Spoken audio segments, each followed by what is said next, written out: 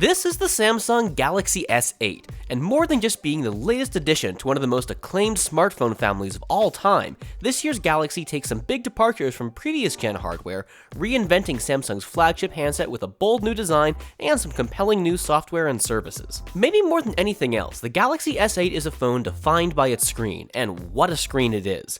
Like the recently launched LG G6, Samsung's embracing the idea of an extra widescreen aspect ratio, here outdoing even the G6 with its 5.7-inch 18.5 by 9 shaped display.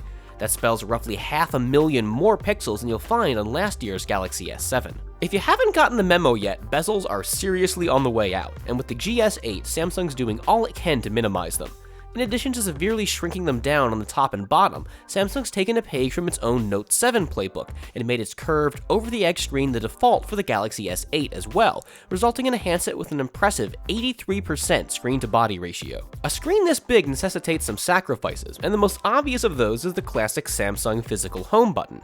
Instead, Samsung goes the virtual on-screen Android button route, but not without making sure that faithful users won't miss that familiar home button click, as the company implements a very iPhone 7 feeling haptic feedback engine.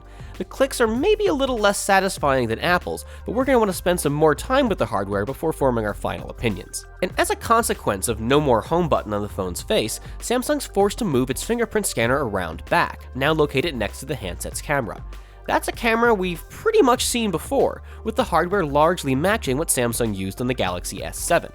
What we can look forward to, though, are image processing speed enhancements, which could result in low-light performance improvements. Around front, selfie cam resolution grows to 8 megapixels while picking up a much-appreciated autofocus face tracking mode. Another feature from the Note 7 is back for the GS8, with Samsung letting users authenticate themselves and unlock their phones with the help of an iris scanner. We haven't been able to run any benchmarks just yet on Samsung's new hardware, but our impressions from this hands-on time reveal a phone that's at the top of its game in terms of raw performance.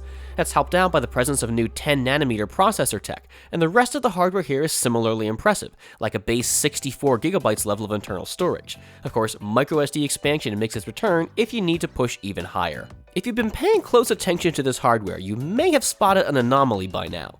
Those of you counting buttons will notice the volume rocker, the power button, and now a new third button input.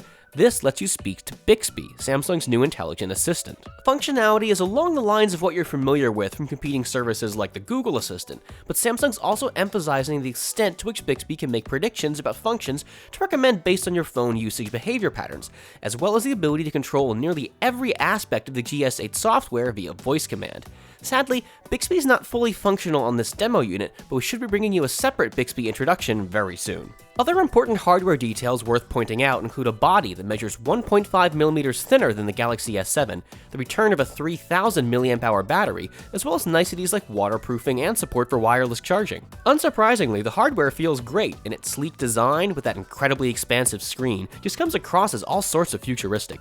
Phones like this almost shouldn't exist, but Samsung's efforts to push the envelope come together to give us one of the most visually and physically impressive handsets we've seen all year. We still have the expected questions about the extent to which these substantial changes may affect the Galaxy user experience, and chief among those being how easy the GS8 is going to be to use one-handed, but first impressions are very positive. The Galaxy S8 is a mix of old and new, familiar design elements juxtaposed against some bound-to-be controversial new ones.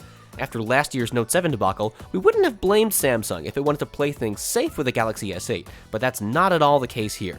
The GS8 is challenging, inspiring, and sure looks to be hitting many of the right notes we look for in a best-in-class flagship. I'm Steven Schenk with PhoneArena. I hope you enjoyed this early Galaxy S8 hands-on, and be sure to subscribe so you don't miss our full GS8 review coming soon.